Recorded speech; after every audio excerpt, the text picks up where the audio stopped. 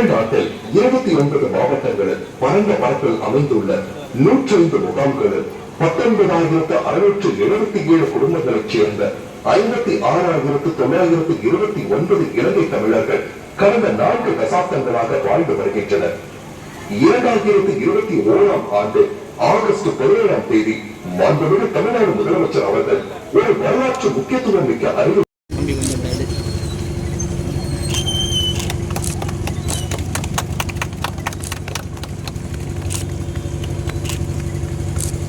ஐயா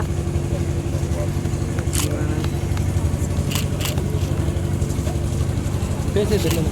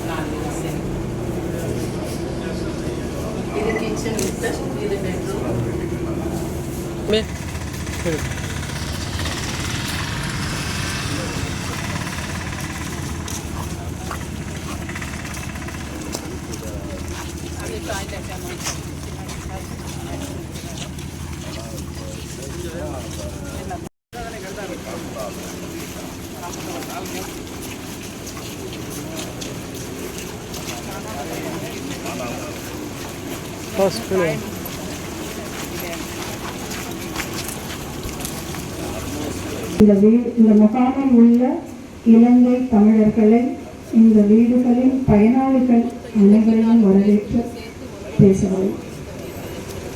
நமது சிவகங்கை மாவட்டத்தில் மொத்தம் 6 முகாம்கள் இருக்கின்றன. இலங்கை தமிழர்களுக்காக 6 முகாம்கள் இருக்கின்றன. தோராயமாக 3166 இலங்கை தமிழர்கள் நம்முடைய சிவகங்கை மாவட்டத்தில் வாழ்ந்து கொண்டிருக்கிறார்கள். தமிழக அரசு அவர்களுக்காக பல்வேறு நலத்திட்டங்களை செய்து கொண்டிருக்கிறது, அனைவரும் அறிந்ததே. இருந்தாலும் சில விஷயங்களை மட்டும் சொல்லிடுறேன். கேஷ் பேல் அப்படின்ற ஒரு இலங்கை தமிழர்கள் அவர்களுடைய குடும்ப தலைவருக்கும் மாதம் 1500 ரூபாய் தமிழக அரசு வழங்கிக் கொண்டிருக்கிறது. குடும்ப தலைவருக்கு மாதம் 1700 ரூபாய். அதுக்கப்புறம் அந்த குடும்பத்தில் இருக்கிற உறுப்பினர்கள் 12 வயதுக்கு மேற்பட்ட உறுப்பினர்களுக்கு மாதம் 1000 ரூபாய் வழங்கி கொண்டிருக்கிறது. 12 வயதுக்கு உட்பட்ட உறுப்பினர்களுக்கு மாதம் 500 ரூபாய் வழங்குகிறது. இது இல்லாம நம்மளுடைய மக்களுக்கு என்னெல்லாம் நலத்திட்டங்கள் தரப்படுகிறதோ அத்தனையும் நம்முடைய இலங்கை தமிழர்களுக்கும் தரப்படுகிறது. உதாரணமாக கலைஞர் மகளிர் உரிமை திட்டம் இலங்கை தமிழர்களுக்காக விரிவுபடுத்தப்பட்டிருக்கிறது. அதுக்கப்புறம் ஏஜ் பென்ஷன் இவங்களுக்கும் தரும். எதையுமே இவர்களுக்கு பாரபட்சமாக விட்டு வைக்கவில்லை. கேஷ் பேல்ன்றது எல்லாத்தையும் தாண்டி நமக்கே கூட பொதுமக்களுக்காக கொடுக்கும்போது ஓஏபி இருந்தா கலைஞர் மகளிர் உரிமை திட்டம் இல்லை அப்படின்னு தான் சொல்றோம். இவர்களுக்கு எல்லாமே தரப்படுகிறது. கேஷ் பேலோடு சேர்த்து எல்லா விதமான பயன்களையும் தமிழக அரசு தந்து கொண்டிருக்கிறது. இது இல்லாம இங்க படிக்கிற குழந்தைகள் ஸ்காலர்ஷிப், குழந்தைகள் ஸ்கூல் படிக்கும்போது அவர்களுக்கு மற்றவங்களுக்கு எல்லா ஸ்கூலுக்கும் என்ன ஸ்கூல் ஃப்ரீ புக்ஸ் என்னெல்லாம் மாண்புமிகு முதலமைச்சர் அவர்களால் தொடங்கி வைக்கப்பட்டு இலங்கை தமிழ் மக்களுடைய பயன்பாட்டிற்காக அர்ப்பணிக்கப்பட்டிருக்கின்ற இந்த 24 இல்லங்களுக்கும் இங்கு நடைபெறுகின்ற இந்த நிகழ்ச்சியில் கலந்து கொண்டு உங்களையெல்லாம் சந்தித்து உங்களிடத்திலே உரையாற்றுவதில் நான் பெருமையும் பெருமகிழ்ச்சியும் அடைகிறேன். உலகில் எத்தனையோ வகையான இனங்கள் இருக்கிறது, மொழிகள் இருக்கிறது, நாடுகள் இருக்கிறது, மாநிலங்கள் எல்லாரும்.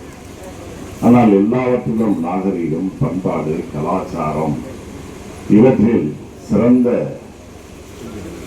இனம் அப்படின்னா இந்த தமிழ் இனம். அத்தகைய தமிழ் இனம் தமிழ்நாட்டில் மட்டுமல்ல, உலகின் பல்வேறு நாடுகளிலும் பறந்து விரிந்து வாழ்ந்து கொண்டிருக்கிறார்கள் என்பதை நாம் நன்கு அறிவோம். ஆக இந்திய துணைக்கண்டத்தின் ஒரு மாநிலமான தமிழ்நாட்டில் மட்டும் தமிழர்கள் வாழ்கிறார்கள் என்பதல்ல. இந்த இனம் பல்வேறு நாடுகளில் பறந்து விரிந்து வாழ்ந்து கொண்டிருக்கிறது.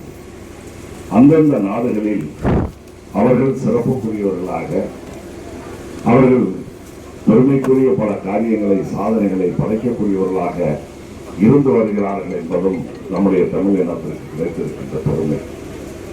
3000 ஆண்டுகளையும் கடந்து, ஏன் இப்பொழுது இரும்பின் கீழடியில் கிடைத்தது 3000ன்னா, அதையும் தாண்டி இரும்பின் பயன்பாட்டை நம்முடைய தமிழர்கள் உலகத்திற்கு 5000 ஆண்டுகளுக்கு முன்னரே வெளிப்படுத்தி இருக்கிறார்கள் என்றெல்லாம் வரலாறு.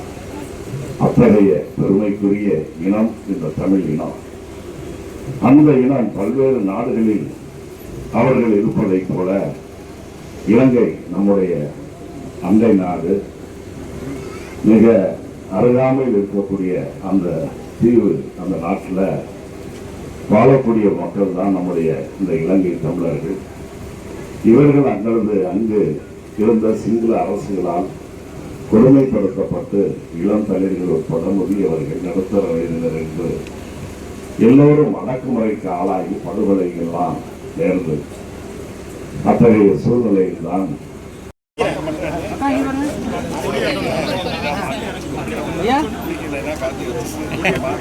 நாகராணி இலங்கை தமிழர் மலையாள முகாம் காரையில் முகாமில் பிறந்து வளர்ந்தேன். மேரேஜ் ஆகியிருந்தது இங்கே சென்னாலங்குடி கேம்ப். எங்களுக்கு தமிழ்நாடு முதல்வர்கள் எல்லா நல்ல திட்டங்களையும் செஞ்சு எல்லா நல்ல உதவிகளையும் செய்யறாங்க. எங்களுக்கு இப்ப என்னன்னா, வீடு இங்க நிறைய பேருக்கு டேமேஜ் ஆகி இருந்துச்சு. அதுல இப்ப எங்களுக்கு கல்யாணம் ஆன எங்களுக்குலாம் வீடு கிடையாது. நாங்களே எங்க அத்தையோட தான் இருந்தோம். இப்ப அவங்களுக்கும் சேர்த்து 24 குடியிருப்பு வீடுகள் கட்டி கொடுத்துருக்காங்க. எல்லாமே ரொம்ப யூஸ்ஃபுல்லா இருக்கு. எங்க படிக்கிற சின்ன பிள்ளைங்களுக்கா இருந்தாலும் சரி, மற்றபடி இந்த மகளிர் உரிமை தொகை மாசம் மாசம் எல்லாருமே கரெக்டா வருது. அது போக பணக்கூட உதவி மாசம் மாசம் குடும்ப தலைவருக்கு 1500 ரூபாய், 12 வயசுக்கு மேற்பட்டவங்களுக்கு 1000 ரூபாய், 12 வயசு கீழ்பட்டவங்களுக்கு 500 ரூபான்னு எல்லா உதவியும் மாசம் மாசமா அரசியல் எல்லாமே கரெக்டா வருது. இத்தகைய உதவி செய்யும் தமிழக அரசுக்கும் மாண்புமிகு தமிழக முதல்வர் அவர்களுக்கும் என் சார்பாகவும் எங்கள் சென்னாலங்குடி மக்கள் சார்பாகவும் நன்றியினை தெரிவித்துக் கொள்கிறோம். சராசரி நான் கவலைப்பட்டி முகாமில் வசித்து வருகிறேன். நாங்கள் 1990 உயிருக்கு பயந்து கடல் கடந்து அகதியாக வந்தோம். அப்போது ராமேஸ்வரத்திலிருந்து எங்களை அன்புடன் வரவழைத்த தமிழக அரசு நாட்டை ஒரு பெரிய குரோனில் உங்களை அழைக்கப்படுத்திருந்தது. நம்மளுடைய சிற செய்தியாகத்தான் வாழ்ந்து வந்தோம். அப்போது எங்களுக்கு சமைப்பதற்கு பாத்திரமில்லை, ஒன்றுமில்லை. 4 நாள் சாப்பாடு கொடுத்தாங்க. அதுக்கு ஒரு 12 கொஞ்சம் கொஞ்சமாக சமைத்து வந்தோம். அதன் பின்னர் நாங்கள் 25 வருஷம் அதில் சொல்லணும்னா பிள்ளைகளை அனுபவித்த நாட்கள் வச்சிருக்கோம். குடிக்கிறதுக்கு ஒழுங்காக தண்ணி இல்லை, பிடிப்பதற்கில்லை, பிள்ளைகள் வெளியில் வந்து இல்லை, அங்கே போனாத்திட்டு இங்கே போனாத்திட்டு 4 பக்கம் வச்சுட்டோம். நாங்கள் எடுத்துருக்கோங்க. அந்த பயிற்சியை நாங்கள் இருந்து 2015 எங்கள் கவுரப்பட்டி முகாமில் இடம் கொடுத்த முதல் அமைச்சர் அவர்களுக்கு இந்த நேரத்தில் நன்றியை சொல்லுகிறேன். அதே நேரத்தில் அக்கா நிறுவனம் அரசுடன் சேர்ந்து எங்களுக்கு இந்த 90 வீடுகளை கட்டி கொடுத்தார்கள். நாங்கள் இந்த 12 இடமாக நிம்மதியாக வாழ்ந்து வந்தோம். அப்போது ஒரு சில வீடுகள் உடைந்தோம், ஒரு சில வீடுகள் உடைந்தோம். முடித்தவர்கள் நல்லா கட்டியிருக்கார்கள், முடியாதவர்கள் உடுப்புகளுக்கு வாழ்ந்து வந்திருக்கோம். அப்படி இருக்கும் வேலையிலே எங்கள் கலைஞர் அவர்கள் தங்கள் தொப்புள்களில் உறவு சொல்லுவார் அப்பா அவர்கள் கலைஞர் அவர்கள் எங்கள் இலங்கை தமிழர் கொஞ்சம் தொப்புள் கொடி உறவு அந்த உறவை மறக்கவே முடியவில்லை. இன்று எங்களுக்காக ஒரு புதிய வீட்டு திட்டங்களை அமைத்து எங்களுடைய முகாமுக்கு மட்டுமல்ல எல்லோரும் முகாம்களுக்கு வீடுகள் அமைத்து கொண்டிருக்கு. அவருக்கு கூடாத ஒரு முகாம் தாசில்தார் திருமதி சுமதி அவர்களே